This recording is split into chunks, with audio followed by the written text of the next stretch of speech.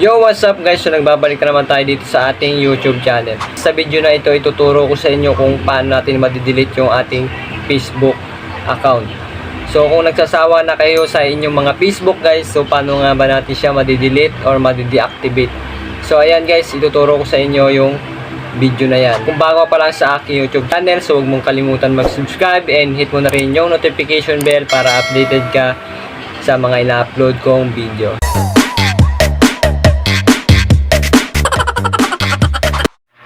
So ayan guys, nandito tayo ngayon sa ating profile Facebook.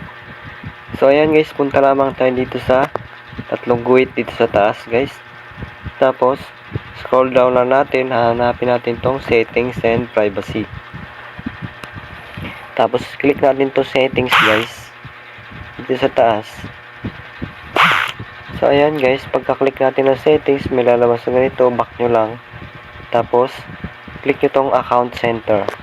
Yan nasa ibabaw guys. So ayan guys, ito yung lalabas pag punta nyo ng account center. Tapos piliin nyo dito yung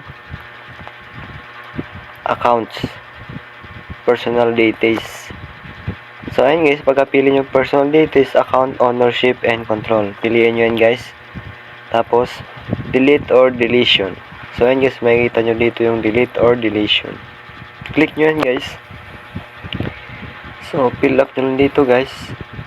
So, ayun guys, pagpipili kayo dito guys kung i-deactivate nyo or i-delete nyo yung account nyo. Kung nagsasawa na kayo guys sa account nyo, so delete nyo na. So, pinili ko dito guys yung nasa unahan. I spend too much time on Facebook. So, kayong bahala mamili guys kung ano yung dapat yung piliin. So, ayun guys, pinili natin kulay blue. Scroll down lang natin, tapos continue.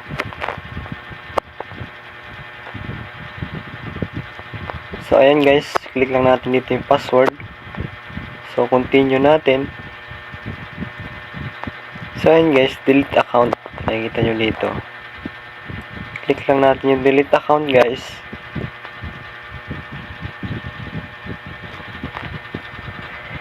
So ayan guys, session expired na siya. So ayan, na-delete na natin yung account natin na yun guys. So guys, kung may natutunan nyo sa video na to, so huwag nyo kalimutan mag-subscribe and hit nyo na rin yung notification bell para updated kayo lagi sa video ko. So yun lang guys, maraming salamat.